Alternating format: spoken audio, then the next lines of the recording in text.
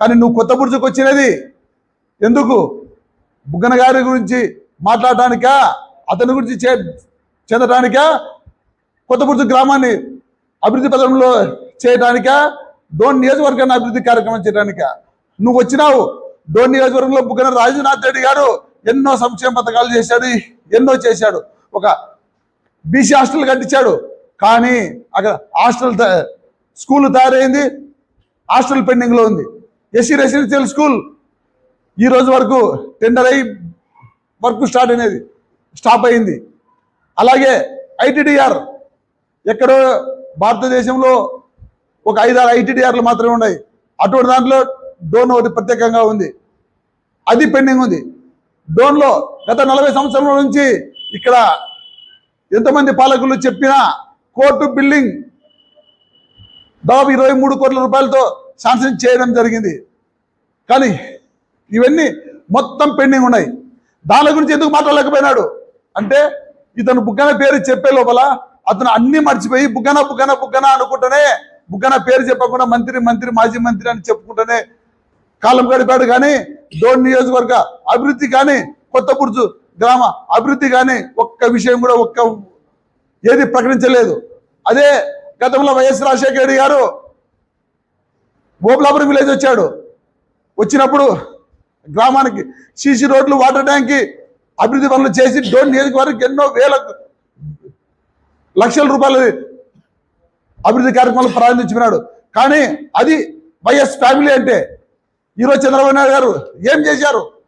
వచ్చినాడు, పట్టబాదులు పంచిపోయినాడు. కానీ ఇక్కడికి వచ్చిన ఇప్పుడు రాజశేఖర్ మన బుగ్గన రాజనాథ్ రెడ్డి గారి గురించి మాట్లాడిన వ్యక్తులు చీకటిగా పోయి, మేము అందులో ఒక వ్యక్తి మా మండల లీడర్లందరినీ రాజనాథ్ రెడ్డి కలపండి, నేను పోయి కాళ్ళు పట్టుకుంటాను, మాట్లాడుకొచ్చుకుంటానని చెప్తే ఎవరు పలకక ఒక అధికారి ద్వారా పోయి ఇంటికి పోయి బేరంచెల గ్రామానికి పోయి చీకటిగా పోయి ఒక 4-5 సార్లు పోయి కాళ్ళు పట్టుకొని క్షమాపణ అడిగాడు. ఎందుకు? అతను దొంగ పనులు చేస్తున్నాడు కాబట్టి, దొంగ మైనింగ్ చేస్తున్నాడు కాబట్టి చేసి అక్కడ పోయి ఇప్పుడున్న పాలకుల పైన అబద్ధాలు చెప్పాడు. అది బుగ్గన రాజనాథ్ రెడ్డి గారికి అతనికి మాత్రమే తెలుసు. ఎన్ని అబద్ధాలు అంటే, వాళ్ళ మీద లేని పోనాదులు అతన్ని చాలా ఇబ్బంది పెట్టారు అని వాళ్ళ లేని బూతులు లేకుండా మాట్లాడొచ్చిన వ్యక్తి అతను. కానీ ఈరోజు అతను ఏదో మాట్లాడుతున్నాడు, కబద్దారు అని. చూడండి, ఈరోజు పాలకులారా మాట్లాడుతున్నారు మీరంతా. మీరు సీఎం గారు ఒక కాన్స్టిట్యున్సీకి వస్తే ఏం అభివృద్ధి జరగాల, గతంలో పెండింగ్ ఉండేది ఏమి కంప్లీట్ చేయాలనే ఉద్దేశంతో చెప్పించుకోవాల్సిందే. కానీ అనవసరమైన రాజ్యాంతరాలు చేసి అనవసరంగా మాట్లాడుతున్నారు. ఇంకొక వ్యక్తి కొండ మీద రోడ్డు, ఆంజనేయ స్వామి గుడి రోడ్డు ఎందుకు అంటాడు. బైపాస్ ఏ ఊర్లైనా బైపాస్ పెడతారా? ట్రాఫిక్ ఎక్కువై పబ్లిక్ ఎక్కువైతే బైపాస్లు పెడతారా? లేదా అదే రోడ్లో పెడతారా? ఎందుకు బైపాస్ చేయాల్సిన కార్యక్రమం వచ్చింది? ఫ్లైఓవర్ డోర్లో కొత్త ఫ్లైఓవర్ వేశారు ఊర్ల సెంటర్లో. ఫ్లైఓవర్ దిగేటప్పుడు బస్సు దిగడానికి లేదు, ఎక్కడానికి లేదు. ఎందుకు? ఆ రోజు పాలకులతో నువ్వు కుమ్మక్కై మీ ఇల్లు పడగొట్టకుండా కాపాడుకోగలిగావు ఆ రోజు.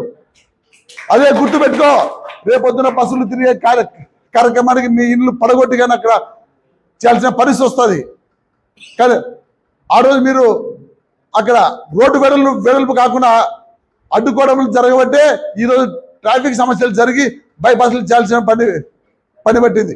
మండల ఆఫీస్ గురించి మాట్లాడినారు, ఎందుకు పడగొట్టినారు, ఎందుకు కట్టినారు అని. మండల ఆఫీస్ కారుతుండే, నువ్వు ఒక ఎంపీపీగా పనిచేసినావు, నీకు తెలియదా కారేది? ఏ రూమ్ కూడా ఒక ఎంపీపీ కట్టుకున్న రూమ్ ఒకటి మాత్రమే కారు బాగుండే, మిగతాది మొత్తం కారిపోతుండే. కారు దాంట్లో ఎన్ని రోజులు సంసారం చేస్తారు? మీరు మీ నాయకులు, అప్పటి నాయకులు కట్టించుకోలేక చేతగాక చూసుకుంటా మీరు 5 ఏళ్ళు సంసారం చేసి ఎంపీపీ పదవి చేసిపోయినారు. అదే మా నాయకుడు కారే బిల్డింగ్ లో ఒక ప్రభుత్వ గవర్నమెంట్ అఫీషియల్స్ ఉండకూడదు, ఒక వ్యవస్థ ఉండకూడదు, డోన్లో కారే బిల్డింగ్ ఉండకూడదు అనే మంచి ఉద్దేశంతో పడగొట్టి కట్టించాల్సిన పరిస్థితి వచ్చింది. దానికోసమే కట్టించినాడు. అది డెవలప్మెంట్ మా నాయకుడు చేసినది. కానీ మీ మాదిరి కారిపోయిన భవనాల్లో చేయలేదు. మీరు కట్టించుకోలేక చేదగాకపోయినారు. ఈ విధంగా మీరు కబద్దాలు. మీరు ఎటువంటి పరిస్థితుల్లో మీ ఇష్టం వచ్చినట్టు మాట్లాడొద్దండి. మీరు ఇష్టం వచ్చినట్టు మాట్లాడితే మీకు తగిన మూల్యం కంపల్సరీ జరుగుతుంది. చూసి పెట్టుకోండి. రాసి పెట్టుకుంటున్నాం. డిజిటల్ బుక్లో తయారవుతుంది. మీరు కూడా జాగ్రత్త, తస్మత్ జాగ్రత్త. మీరు ఎప్పుడే కానీ మీ ఇష్టం వచ్చినట్టు మాట్లాడొద్దండి. జాగ్రత్త. Thank you.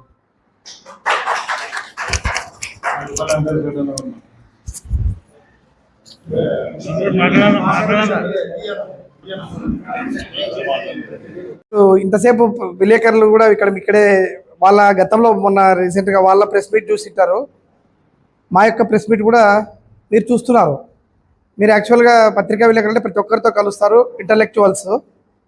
మీకు అర్థమైండల్లా వే ఆఫ్ ప్రొనౌన్సియేషన్ అంటే ఒక వ్యక్తి గురించి కానీ ఒక పత్రికా సమావేశం నిర్వహించేటప్పుడు మాట్లాడే యొక్క భాషా విధానం ఇంతవరకు వాస్తవంగా మా పార్టీ నాయకులు మాట్లాడిన బాడీ లాంగ్వేజ్కి భాషకు, వాళ్ళు మాట్లాడినటువంటి బాడీ లాంగ్వేజ్, వాళ్ళు వాడినటువంటి పదాలు, వాళ్ళు వాడినటువంటి భాషకు తేడా ఇక్కడే తెలిసిపోతుంది. ఒక బియ్యం పట్టుకుండగానే బియ్యం అన్నం ఉడికిందని తెలుసుకోవడం ఒక బియ్యం గింజ చాలు. ఆ విధంగా మా నాయకుడు బుగ్గన రాజేంద్రనాథ్ రెడ్డి గారు మాకు నేర్పినటువంటి క్రమశిక్షణ అది. ఆయన క్రమశిక్షణలో మేము ఎదుటి వాళ్ళను మాట్లాడే విధానం కానీ, మా సంభాషణ కానీ, మా భాష కూడా అదే తీరులో ఉంటుంది తప్ప వేరే రకంగా కాదు. ఏదేదో నోటికి వచ్చినట్లుగా మాట్లాడితే అదే హీరోయిజం అని అనుకుంటే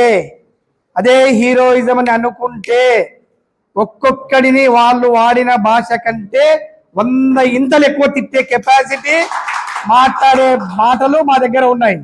ఇంకా వాళ్ళకి తెలియకపోవచ్చేమో. ప్రతి ఒక్కరి చరిత్ర మైన్స్ గురించి కావచ్చు, ఈ ఆర్డీఓతో డబల్ ట్రాక్ చేస్తున్నప్పుడు డబ్బులు వసూలు చేసిన విషయం కావచ్చు, ఈ క్లబ్బులలో చీకటి భాగవతాలు కావచ్చు, తెలియకుండా బేదంచర్లకు పోయి కాళ్ళు మొక్కిన విషయాలు కావచ్చు, 2021 జెడ్పీటీసీ ఎన్నికలలో రాత్రి 12 గంటలప్పుడు అన్నా నీ కాళ్ళు మొక్కుతానన్నా క్షమించన్నా అని మాట్లాడిన కాటి ప్రతి ఒక్కరి లెక్క మా దగ్గర ఉంది. ఆ ప్రతి లెక్కకు సమాధానం చెప్పడం మాకు పెద్ద కష్టం కాదు. బట్ ఇప్పటికైనా మేము తెలుసుకుంటున్నాం ఏ విధంగా మీకు సమాధానం చెప్పాలని. అతి త్వరలో 2029లో మీకందరికీ తగిన రీతిలో సమాధానం చెప్తాము. దాని గురించి మీరేం భయపడద్దండి. ఇంకా ఎటువంటి మా నాయకుడిని మీరు ఎంత దుర్భాషలాడతారో అది ప్రజలు మిమ్మల్ని ఇంకా అంత అసహించుకుంటారన్న విషయాన్ని మీరు మర్చిపోతున్నారు. తస్మాత్ జాగ్రత్త, అది గుర్తుపెట్టుకోండి. నెక్స్ట్ మీరు సామెతలు మీకే వచ్చినట్టుగా ఒకడు గుమ్మడికాయలు అంటాడు, ఒకడు తేలు కుట్టిందంటాడు. మీ అందరికీ కూడా నేను ఒకటే మాట చెప్తున్నా, కుక్క కాటుకి చెప్పు దెబ్బ అన్నట్లుగా ఆర్డీఓ గారు, అది మేము ఇవ్వాల్సిన సమాధానం కూడా అవసరం లేదు. ఆర్డీఓ గారు ఇచ్చిన సమాధానమే మీలాంటి కుక్కల్లా వాగిన మీలాంటికి చెప్పు దెబ్బతో సమాధానం అని చెప్పి ఈ సందర్భంగా తెలియజేస్తున్నాను. తస్మాత్ జాగ్రత్తని మరోసారి హెచ్చరిస్తున్నాం. ఇంకొకటి, ఏ రోజైతే మీరు పట్టణంలో అభివృద్ధి కాలేదంటారు, కూరగాయల మార్కెట్లో షాపులు కడితే బాడిగలు వస్తున్నాయి అంటారు. ఇప్పుడు కట్టింది షాపులే కదా, ఇప్పుడు వస్తుంది మున్సిపాలిటీకి ఆదాయమే కదా, లోపల మార్కెట్ వెండర్స్ బాధపడుతున్నారు అంటారు. ఒకసారి వాళ్ళని పోయి అడగండి. గతంలో మార్కెట్లో కాలు పెట్టాలంటే ఎటువంటి పరిస్థితి ఉండేది? వర్షం పడితే మోకాల్లోతు బురద, ఎండ వస్తే కూర్చోవడానికి ఇబ్బంది. అటువంటి కష్టమైన పరిస్థితుల్లో ఈరోజు ఫ్యాన్ల కింద కూర్చొని ఒక కార్పొరేట్ దాంట్లోకి పోయినంత హ్యాపీగా వ్యాపారాలు చేసుకుంటున్నారు, ప్రజలంతా చేసుకుంటున్నారు. ఒకసారి మహిళలను అడగండి. మీ పాటికి మీరు సొంత నిర్ణయాలు తీసుకోవద్దండి. ఏదో సర్వే నెంబర్ అంటారు, 4.9 అంటారు, మీరే రోడ్డు వేసుకున్నారంటారు. అవన్నీ నిర్ణయించాల్సింది మీది కాదు, ప్రభుత్వం మీది. అధికారులు మీకు మాట అయిన వాళ్ళు ఉన్నారు, ఎంఆర్ఓ ఉన్నారు, ఆర్డీఓ ఉన్నారు, కలెక్టర్ ఉన్నారు. వాళ్ళు వివరణ ఇచ్చినారు. ఇచ్చిన తర్వాత కూడా మీరు మాట్లాడడం అనవసరం అని చెప్పి మీ అందరికి కూడా ఈ సందర్భంగా తెలియజేస్తున్నా. ఇప్పటి నుంచైనా ఒళ్ళు దగ్గర పెట్టుకొని మీరు వాడే విమర్శించండి, మాట్లాడండి సబ్జెక్ట్ మీద. వ్యక్తిగత విమర్శలు చేస్తే ఇంకొకసారి ఊరుకునే ప్రశ్నే లేదు. ప్రతి ఒక్కరిని కూడా రికార్డు మెయింటైన్ చేస్తాం. 29లో ఏమో కూడా నిరూపిస్తాం. ఏ ఒక్క వైసీపీ నాయకుడు ఇటువంటి ఎన్ని ఇబ్బందులు గురి చేసినా భయపడేదానికి ఎవరు సిద్ధంగా లేరు. జాగ్రత్త అని చెప్పి ఈ సందర్భంగా తెలియజేస్తూ ఇంకొకసారి మా నాయకుడిని, మీ చంద్రబాబు నాయుడిని మా రాజేంద్రనాథ్ రెడ్డి గారు విమర్శించలేదు. ఆయన మీద ఆరోపణ వచ్చిన దానికి ఒక విలేకరి వచ్చి అడిగినప్పుడు ఈ కాలం ఎట్లుందంటే సైలెంట్ గా ఉంటే కూడా ఆ తప్పుని సృష్టించడానికి మీ దగ్గర ఎల్లో మీడియా ఉంది, మా దగ్గర ఎల్లో మీడియా లేదు. కాబట్టి అది తప్పుడు ఆరోపణ చెప్పాల్సిన బాధ్యత మా దగ్గర ఉంది. కాబట్టి అందులో భాగంగానే ఎక్స్ప్లెనేషన్ ఇవ్వడం జరిగింది తప్ప మీ చంద్రబాబు నేను విమర్శించలేదు. ఎక్స్ప్లెనేషన్ ఇచ్చినాడు, దానికి వివరణ ఇచ్చినాడు. ఆయన మా చంద్రబాబు అన్నాడని మీకే అంత కోపం అంత బాధ అనిపించిందని మీకు అనిపిస్తే మీరు చంద్రబాబు నాయుడిని అభిమానించేదానికంటే 100 ఇంతలు ఎక్కువ మా నాయకుడిని బుగ్గన రాజేంద్రనాథ్ రెడ్డిని ఇక్కడ అందరం అభిమానిస్తున్నాం. మాలో ఎటువంటి ఆవేశం వస్తుందో ఒక్కసారి తెలుసుకోండి అని చెప్పి ఈ సందర్భంగా తెలియజేస్తూ ఈ అవకాశం ఇచ్చిన మీడియా సోదరులకు, వైసీపీ నాయకులకు, ప్రతి ఒక్కరికి పేరు పేరున కృతజ్ఞతలు తెలుపుతున్నా. ధన్యవాదాలు.